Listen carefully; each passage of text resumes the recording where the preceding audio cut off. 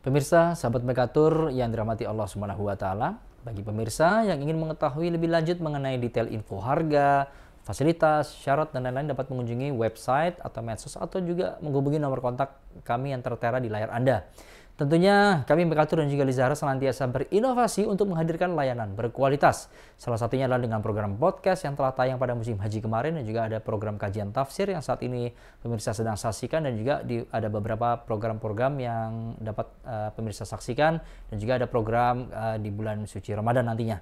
Nah, kami berkomitmen pemirsa untuk memberikan konten berkualitas syarat religi yang tentunya bernilai positif, edukatif, mengandung ilmu kebaikan tentunya dalam upaya untuk sama-sama kita belajar untuk meningkatkan kualitas keimanan kita dan kualitas ketakwaan kita kepada Allah Subhanahu wa taala.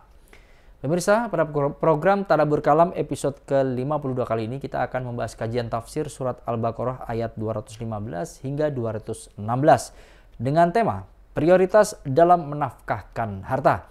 Bersama saya Muhammad Irfan sebagai pembawa acara dan juga narasumber guru ulama pembimbing ibadah kami yaitu Bapak Kiai Haji Sanai Abdurrahman LC. Agar pemirsa acara dapat berjalan dengan lancar, marilah kita awali dengan membaca basmalah. Bismillahirrahmanirrahim. Selanjutnya pemirsa, marilah kita bersama-sama menyimak program Tadabbur Kalam, namun setelah tayangan video yang akan lewat berikut ini. Selamat menyaksikan.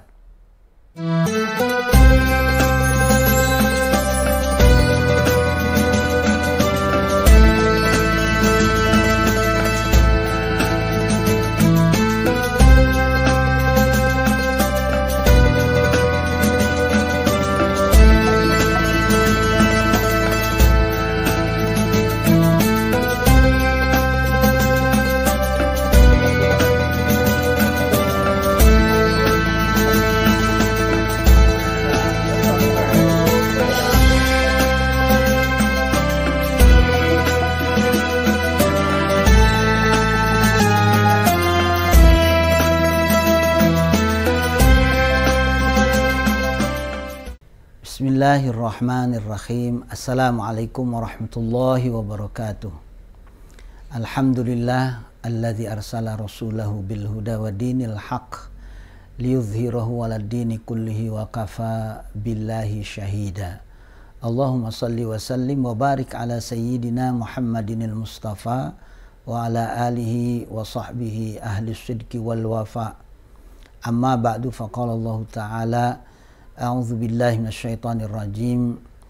Yas'alunaka madza yunfiqun. Qul ma anfaqtum min khairin falil walidaini wal aqrabin wal yatama wal masakin wabnis sabil. Wa ma taf'alu min khairin fa innallaha bihi alim. Kutiba alaihimul qital. Kutiba alaikumul qital wa huwa kurhun lakum. Wa asa an takrahu syai'an wa huwa khairul lakum wa asa an tuhibbu syai'an wa huwa syarrun lakum wallahu ya'lamu wa antum la ta'lamun. Shadaqallahul azim. Sahabat Mekatur dan Lizahra yang dirahmati Allah Subhanahu wa taala. Alhamdulillah kita bertemu kembali, berjumpa kembali dalam Tadabbur Kalam, mentadabburi ayat-ayat Allah Subhanahu wa taala. Mudah-mudahan sekecil apapun yang kita dapatkan dicatat oleh Allah Subhanahu wa taala sebagai kebaikan dan dimasukkan ke dalam khizanah, ke dalam tabungan kebaikan sampai akhirnya nanti kita diperlihatkan berapa saldo, berapa jumlah kebaikan-kebaikan yang sudah kita kumpulkan tersebut. Di samping itu juga kita berharap agar jangan sampai ada pengurangan sedikit pun lantaran keteledoran ataupun kelengahan kita, sehingga tanpa kita sadari kebaikan-kebaikan tersebut berkurang. Nah, itu kita minta kepada Allah jangan sampai berkurang, tetapi dengan harapan terus bertambah sampai akhirnya Allah Subhanahu wa taala memberikan satu keputusan kepada kita, termasuk orang-orang yang digolongkan dengan istilah di dalam Al-Quran itu ashabul yamin. Sebab kalau sudah ashabul yamin, kita akan menerima catatan dengan tangan kanan. Kalau sudah menerima catatan dengan kanan, sudah dipastikan Allah ridha. dan akan memasukkan kita ke dalam surganya Allah Subhanahu wa taala. Amin ya rabbal alamin. Insyaallah tadabbur kalam kita kali ini ya masih di surat Al-Baqarah di ayat 215. Ya, silahkan bagi sahabat Mekatur dan Zahra yang sudah siap, artinya dengan kajian surat Al-Baqarah ini ya siap mentadaburi ayat-ayat Allah Subhanahu wa taala ya sambil dibuka mushafnya untuk mempertajam ya bacaan sekaligus ingatan kita terhadap ayat-ayat Allah Subhanahu wa taala. Bismillahirrahmanirrahim. Yas'alunaka madza yunfiqun. Sebelum ayat ini Allah Subhanahu wa taala ya memberikan pertanyaan ya kepada mereka-mereka yang ingin memperoleh kesuksesan secara instan. Mempertanyakan kepada mereka yang ingin mendapatkan kebahagiaan secara instan tanpa proses. Mempertanyakan kepada mereka yang ingin masuk ke dalam surga tetapi tanpa melalui ujian-ujian. Ya, am hasibtum an tadkhulul jannah walamma ya'tikum matsalul ladzina khalau min qablikum massathumul ba'sa wadh-dharra wa zulzilu. Ya, apakah kalian mengira akan masuk ke dalam surga sebelum kalian diuji oleh Allah Subhanahu wa taala sebagaimana umat-umat terdahulu diuji. Mereka diuji dengan al-ba'sa wadh-dharra. Ya, diuji dengan kesempitan, diuji dengan kesusahan, diuji dengan prahara. Ya, wa zulzilu, diguncang mereka. Sampai Rasul dan orang-orang yang beriman bersamanya yang mengatakan kapan pertolongan Allah Subhanahu wa taala datang. Lalu Allah Subhanahu wa taala meminta kepada Nabi sallallahu alaihi wasallam untuk menyatakan ala inna nasrallahi qarib. Pertolongan Allah itu dekat. Ya, makanya untuk menghadirkan pertolongan ini kesabaran. Kesabaran dan terus meningkatkan kualitas ketakwaan kepada Allah Subhanahu wa taala. Nah, di ayat yang akan kita tadabburi ini adalah salah satu pintu. Ya, salah satu cara untuk menuju ridho dan surganya Allah Subhanahu wa taala. Apa itu? Infak sedekah. Jadi infak sedekah ini salah satu pintu ya untuk menghadirkan ridho dan surganya Allah Subhanahu wa taala. Diawali dengan kalimat yas'alunaka. Yas'alunaka ketika mereka bertanya atau pada saat mereka bertanya kepada engkau wahai Muhammad. Siapa yang dimaksud dengan mereka ini? Mereka ini kalau kita kembali atau kita runut ke ayat sebelumnya, walladzina amanu, orang-orang yang beriman. Ya. Tetapi melihat dari konteks yang biasa dipakai dengan kalimat yas'alunaka, ya ini adalah hamba-hamba atau umat dari umat Nabi Muhammad sallallahu alaihi wasallam. Ya, sama saja karena umatnya Nabi ini otomatis mereka adalah orang-orang yang beriman. Jadi mereka-mereka yang beriman, hamba-hambaku, ya ketika bertanya kepada engkau wahai Muhammad, madza yunfiqun? Madza yunfiqun? Apa yang harus mereka infakkan? Jadi madza yunfiqun, mereka ingin mengeluarkan ya apa yang mereka inginkan ini ya, tetapi agar supaya infaknya ini bermanfaat, agar infaknya itu dijadikan sebagai salah satu sarana untuk menuju ridho dan surganya Allah, maka mereka minta bimbingan dari Nabi Shallallahu Alaihi Wasallam. Madza yunfiqun? Ya, apa yang harus diinfakkan?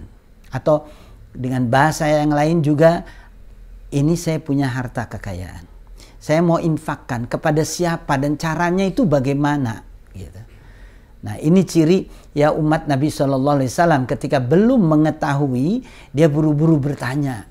Dan memang itu diperintah oleh Allah Subhanahu wa taala, fas'alu ahla dzikri in kuntum la ta'lamun, bertanyalah kepada orang yang sudah tahu ya jika kalian belum memiliki pengetahuan. Jadi jangan langsung mengerjakan, jangan langsung melakukan aksi gitu, jangan. Kalau memang belum tahu bertanya.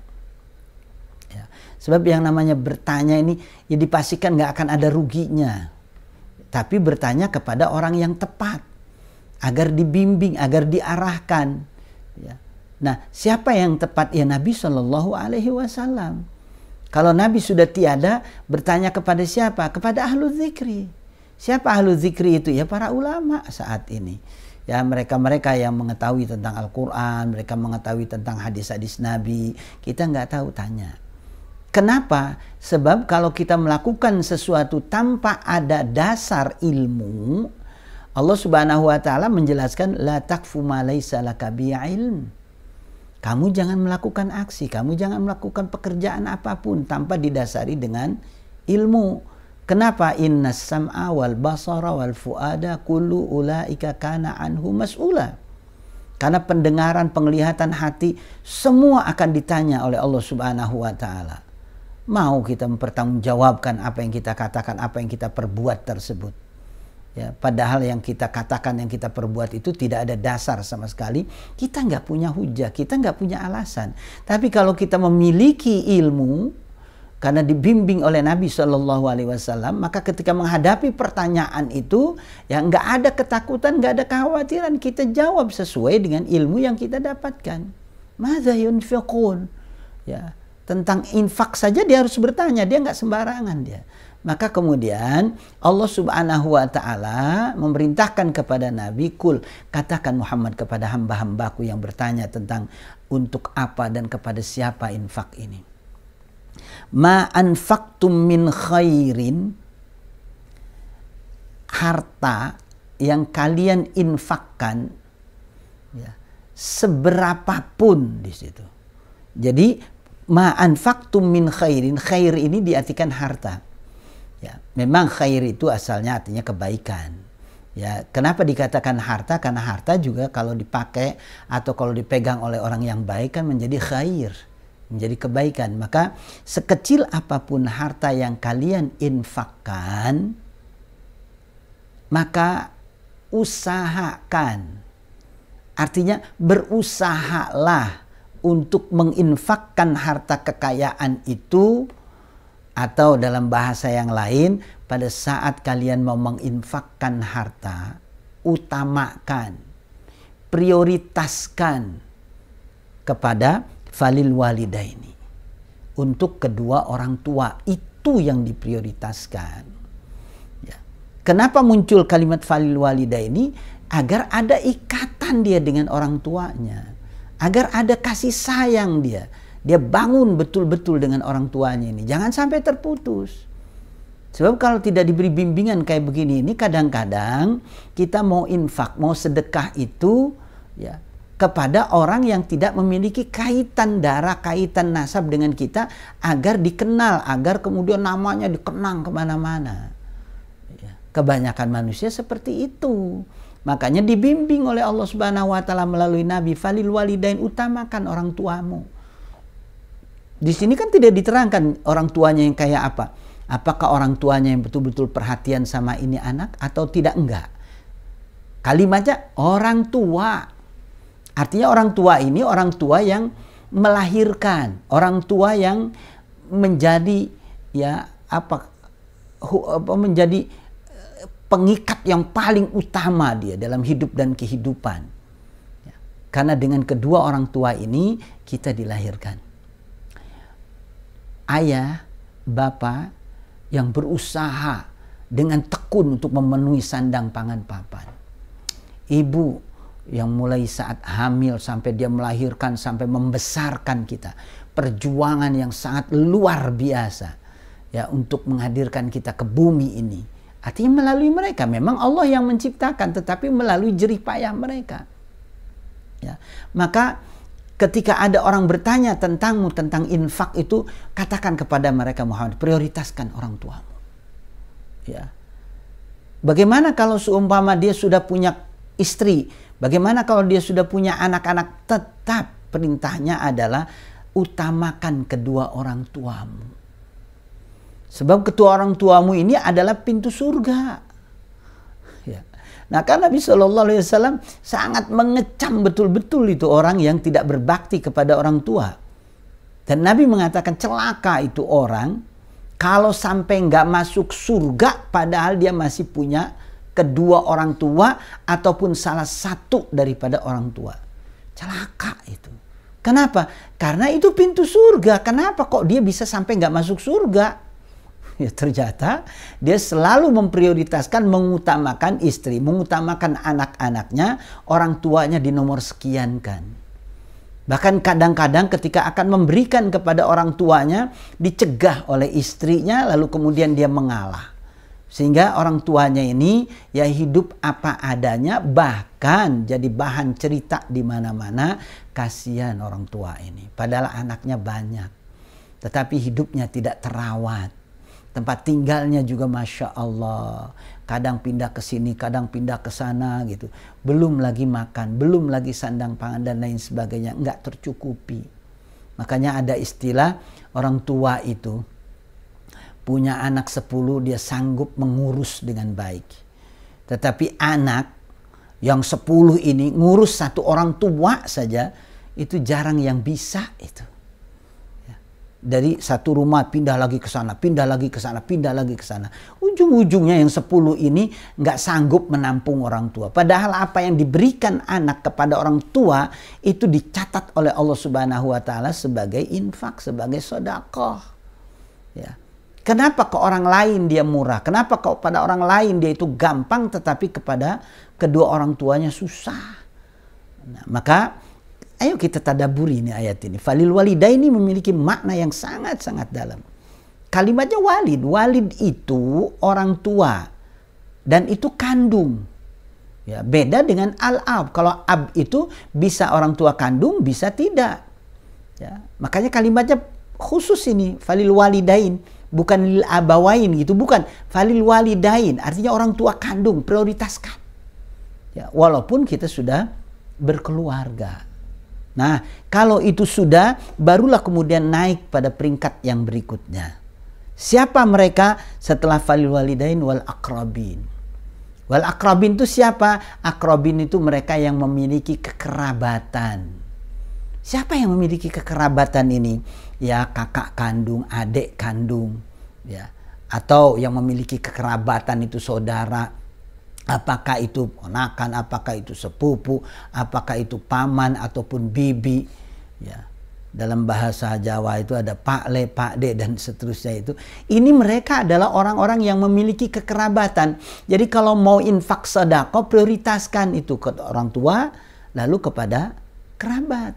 Ya, kerabat-kerabat ini artinya orang-orang yang dekat tetapi mereka yang memiliki hubungan darah dan keturunan itu dahulukan. Kenapa diprioritaskan? Karena memang kebanyakan kita kadang-kadang ya dengan keluarga kandung sendiri, artinya dengan saudara kandung itu nggak akur. Ya, dengan saudara kandung sepertinya jauh. Bahkan sampai ada yang mengatakan saudara kandung itu kalau dekat bau. Ya, tapi kalau pengen wangi katanya rumahnya berjauhan baru wangi katanya. Masya Allah tabarakallah. Ya, padahal yang namanya saudara kandung itu sampai kapanpun nggak akan terputus itu.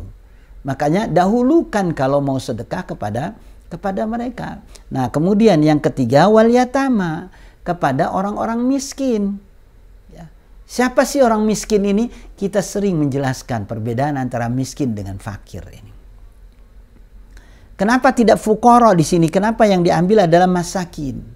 Masakin itu dari kalimat miskin. Bentuk pluralnya adalah masakin.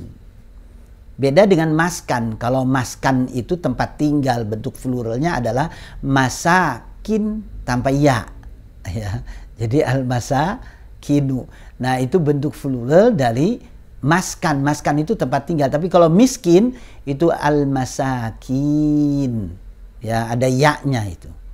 Nah, miskin itu yang paling sederhana adalah orang yang membutuhkan bantuan karena belum memiliki kecukupan untuk memenuhi kebutuhan sehari-hari untuk diri dan keluarga.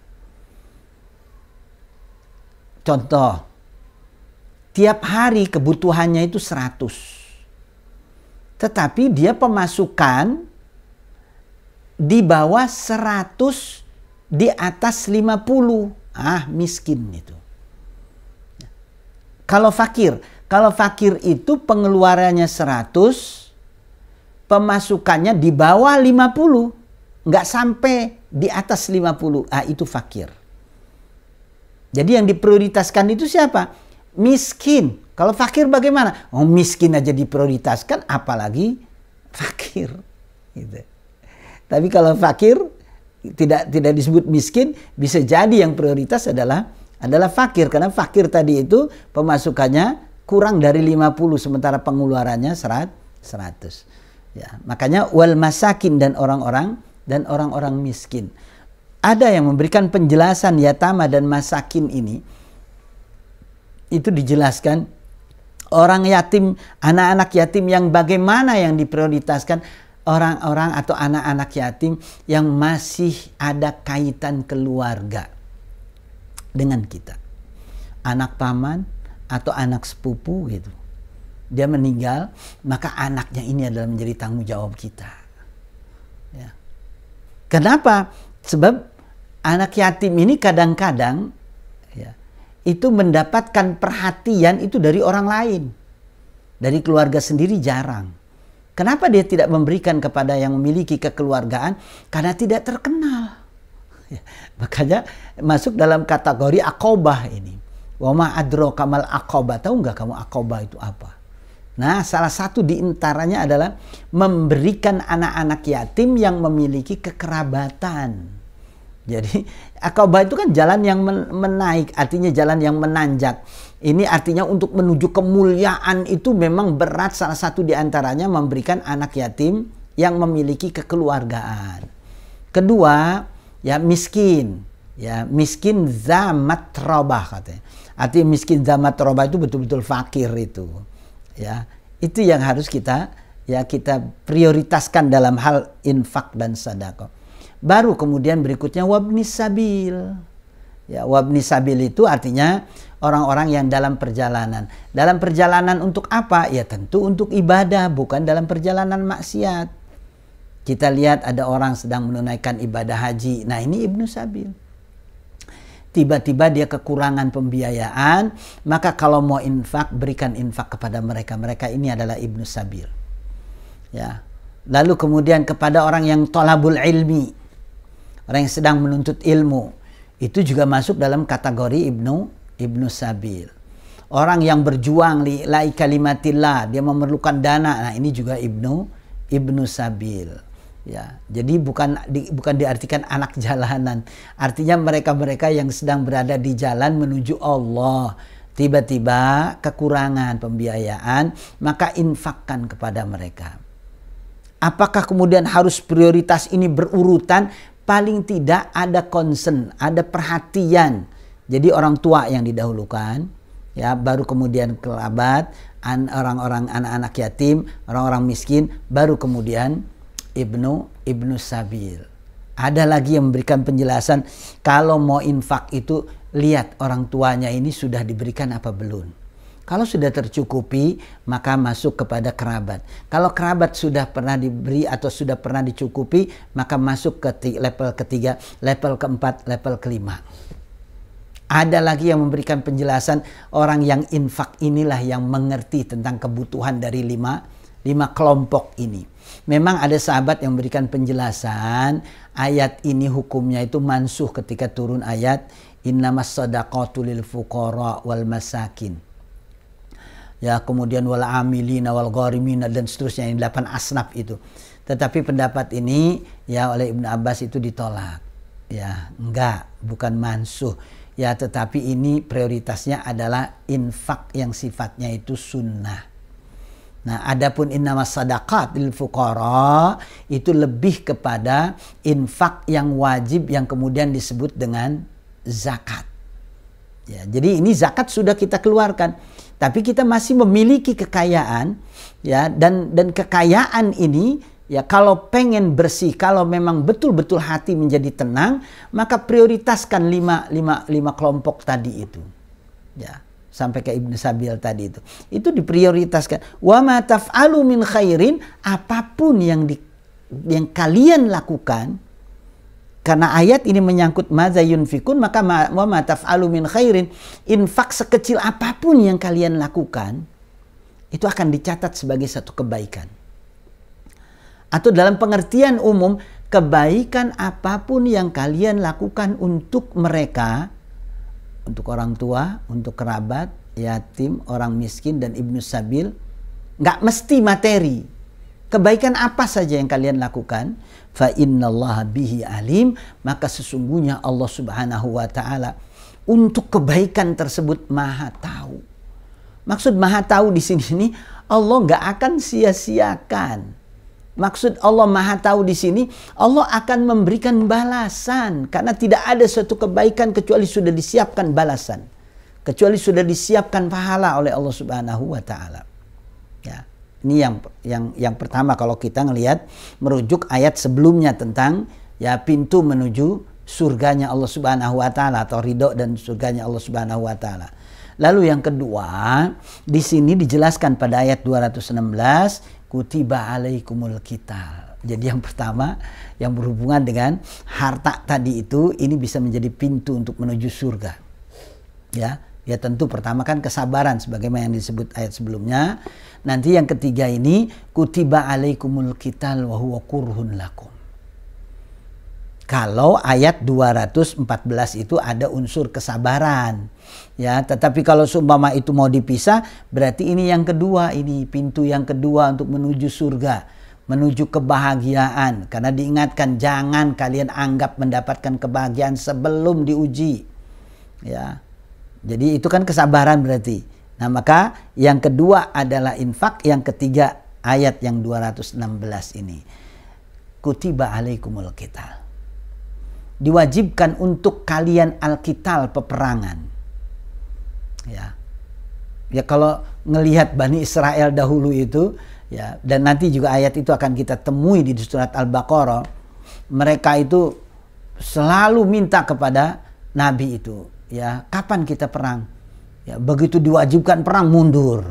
Ya, jadi mereka itu ya punya kebiasaan selalu minta, tetapi kalau dipenuhi ya selalu mundur. Kenapa? Siapa sih yang ngira peperangan itu enak? Ya, siapa sih yang mengira peperangan itu indah gitu? Ya, kalaupun menang tetap ada resiko. Nah, makanya ketika kaum muslimin ini ya selalu pada waktu itu minta, mulai dari Mekah ini, ya Rasulullah, orang-orang kafir itu sudah melampaui batas. Mereka itu mengintimidasi kita. Mereka selalu memarjinalkan kita dalam kehidupan ini. Bahkan tidak sedikit di antara kita ini yang disiksa, bahkan yang dibunuh. Kapan kita mau melakukan pembelaan? Kata Nabi, sabar. Ya. Artinya tumbuhkan semangat kesabaran dan ketabahan itu. Karena Allah belum mengizinkan. Nah, ketika di Madinah jumlah kaum muslimin ini sudah banyak, barulah kemudian diwajibkan peperangan tersebut. Ya. Ini sudah kita bahas pada ayat sebelumnya ketika ada kalimat waqatilu fi sabilillahi alladzina yuqatilunakum wala ta'tadu innallaha la yuhibbul mu'tadin. Nah, di ayat ini disebut kembali. Kalau dulu mereka itu minta kapan kita boleh melawan, kapan kita boleh melakukan pembelaan. Nah, kutiba alaikumul qital. Diwajibkan atas kalian al-qital, peperangan. Ya, peperangan untuk apa? Li'ila'i kalimatillah, untuk meninggikan kalimat Allah. Jadi bukan peperangan dalam rangka mencari dunia, bukan.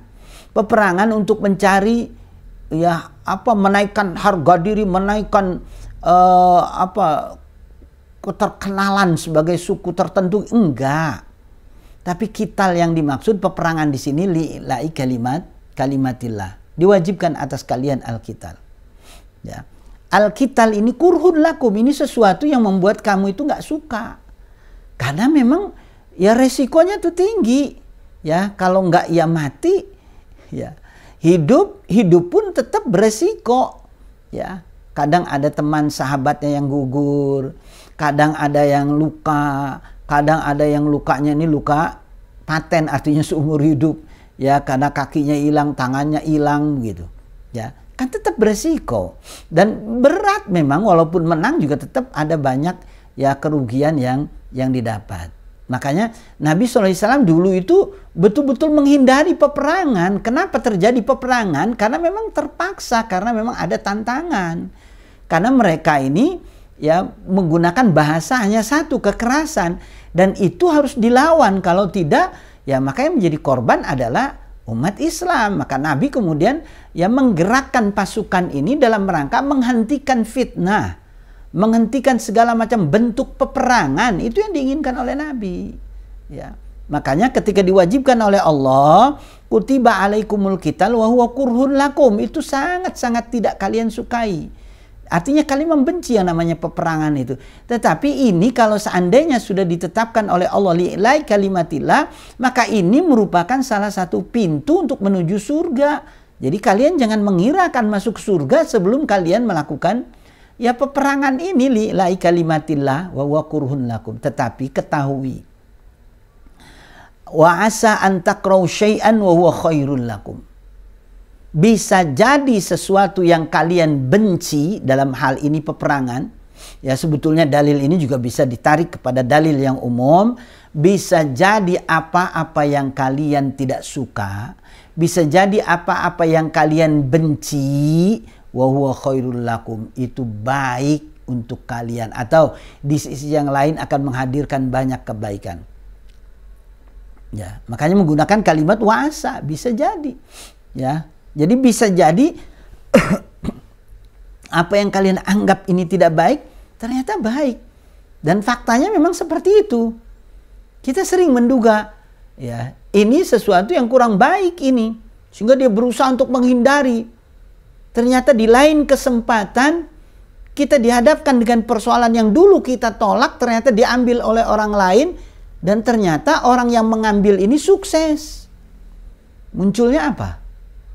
Penyesalan. Kenapa dulu nggak saya ambil? Dulu kamu menganggap itu jelek. Dulu kamu menganggap itu buruk. Dulu kamu menganggap ini akan menghadirkan kerugian. Iya kan? Ya makanya ya sampai ada yang pernah yang menyatakan seorang entrepreneur itu, kalau ya memiliki keinginan apapun catat. Kenapa dicatat? Nah, nanti kemudian hari kita akan cocokkan. Ya. Oh ini dulu ini nggak jadi saya lakukan, ternyata ini baik. Ya, oh ini dulu yang saya inginkan ini. Ya, tapi saya tinggalkan ternyata bagus gitu. Jadi catat. Apalagi kalau kita punya keinginan, punya doa dan lain sebagainya, catat. Ya, supaya tidak ada penyesalan nanti berikutnya. Ya. Jadi wa'asa antakrahu syai'an wa huwa khairul lakum. Bisa jadi apa yang kamu tidak suka ternyata menghadirkan banyak kebaikan untukmu. Wa asa an tuhibbu syai'an wa huwa kurhun lakum. Dan bisa jadi apa yang kalian sukai, apa yang kalian mau, atau sesuatu yang kalian inginkan dan menjadi target betul, kalian berusaha, kalian betul-betul berdoa. Wa huwa syarrul lakum, padahal buruk itu. Ya. Kenapa itu buruk? Ya karena keinginan ini dominasinya adalah nafsu. Jadi kita berusaha, kita berikhtiar untuk mendapatkan itu, padahal itu buruk. Ya. Begitu disingkirkan oleh Allah Subhanahu wa taala, ada kesan kita seperti tidak menerima. Padahal Allah yang menyingkirkan itu. Kenapa? Karena di situ ada banyak keburukan. Ya.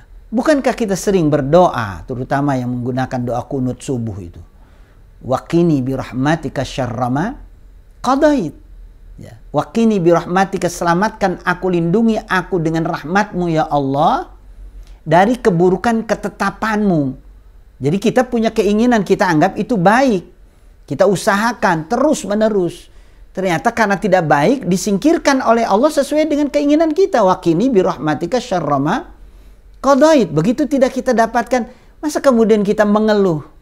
Ya padahal saya sudah bekerja, padahal saya sudah berusaha, kenapa tidak saya dapatkan? Wa asa an tuhibbu syai'an wa huwa khairun lakum. Bisa jadi sesuatu yang kita anggap baik ternyata buruk. Allah sayang sama kita, lalu disingkirkan keburukan tersebut. Kalau kita nerima, maka dipastikan Allah akan memberi yang terbaik. Jadi di balik itu ada kebaikan yang sudah disiapkan oleh Allah Subhanahu wa taala, dengan catatan kita betul-betul menerima itu adalah ketetapan yang terbaik dari Allah Subhanahu wa taala. Wallahu ya'lam wa antum la ta'lamun. Ditegaskan, ya kenapa bisa seperti itu? Karena Allah yang Maha tahu. Ya. Kalian tidak tahu, wa antum la ta'lamun. Allah tahu, kita punya keinginan apapun, Allah tahu. Ya, ini keinginan ini buruk, ini jelek akibatnya ini. Maka kata Allah Subhanahu wa taala, ya akan aku singkirkan ini karena hamba ini selalu minta kepadaku, waqini bi rahmatika syarra ma qadait. Kan Allah sayang. Ya. Tiba-tiba dia tidak menerima, maka Allah biarkan. Tetapi kalau dia menerima, maka Allah Subhanahu wa taala, aku akan singkirkan ini dari hambaku karena hambaku selalu minta dari keburukan ketetapan, aku akan siapkan pengganti yang lebih baik. Allah ya'lam. Allah tahu sementara kita tidak tahu. Kebodohan kita, ya, keterbatasan kita untuk mengetahui sesuatu yang belum terjadi. Kenapa kita berusaha? Karena kita diperintah oleh Allah Subhanahu wa taala. Ikuti petunjuk, ya kerjakan. Adapun dapat atau tidak itu urusan Allah Subhanahu wa taala. Semua sudah ditentukan oleh Allah Subhanahu wa taala. Nah, dua ayat ini ya saya ulangi kembali, ini merupakan pintu-pintu menghadirkan ridho dan surganya Allah Subhanahu wa taala. Jadi yang pertama adalah kesabaran. Kemudian yang kedua, terus-menerus kita ya berinfak membahagiakan orang, ya terutama yang memiliki keterkaitan dengan kita itu dalam hal keturunan ataupun darah. Dan yang ketiga, berjihad artinya berusaha dengan keras li'ila'i kalimatillah untuk tingginya agama Allah Subhanahu wa taala, ya maka Allah Subhanahu wa taala nanti akan memberi yang terbaik. Allah akan turunkan ridho dan Allah akan siapkan surga untuk kita insya Allah. Mudah-mudahan ini bermanfaat dan kita akan ketemu kembali masih di ayat berikutnya yaitu ayat 217. Ya, ini masih tentang yas'alunaka ini. Nah, maka akan kita bukan kita gabung, artinya kita akan lanjutkan yang pertama, kedua, ketiga, dan ini yang keempat nanti.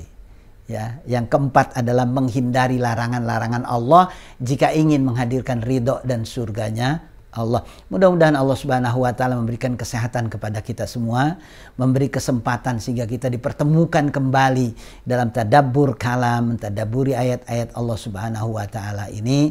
Ya, ini saja dan mari sama-sama kita tutup dengan membaca hamdalah dan doa kafarat majelis. Alhamdulillahirabbil alamin. Subhanakallahumma wa bihamdika asyhadu an la ilaha illa anta astaghfiruka wa atubu ilaik. Wallahul muwaffiq ila aqwamit thariq. Wassalamualaikum warahmatullahi wabarakatuh. Pemirsa, sahabat Mekatur dimanapun Anda berada yang senantiasa dirahmati Allah Subhanahu wa taala. Alhamdulillah, usai sudah program Tadabbur Kalam episode ke-52 membahas kajian tafsir surat Al-Baqarah ayat 215 hingga 216 dengan tema prioritas dalam menafkahkan harta. Terima kasih kami ucapkan kepada para pemirsa yang telah setia bergabung bersama kami melalui media channel Mekatur dan juga di Zahra baik YouTube, Facebook, dan juga Instagram. Jangan lupa untuk senantiasa subscribe, like, comment, and share tentunya untuk mendapatkan update informasi terkini seputar produk-produk kami, seputar kegiatan yang ada di Mekatur dan juga di Zahra, serta konten-konten kami yang insya Allah berkualitas dan dapat bermanfaat kepada para pemirsa sekalian. Semoga Allah Subhanahu wa taala memberikan keberkahan dan juga kebaikan kepada kita semua. Amin amin ya rabbal alamin. Insya Allah kita akan berjumpa kembali pada program berikutnya pemirsa. Dan jangan lupa untuk senantiasa memilih, merekomendasikan travel haji umrah Mekatur dan juga di Zahra kepada sanak famili, kerabat, handetolan, dan kepada teman-teman sekalian. Dengan moto kami mitra terpercaya, Anda beribadah. Saya Muhammad Irfan dan juga tim produksi pamit undur diri. Mohon maaf jika ada kekurangan. Kita tutup dengan hamdalah. Alhamdulillahirabbil alamin. Sampai jumpa di lain kesempatan. Billahi taufiq wal hidayah. Wassalamualaikum warahmatullahi wabarakatuh.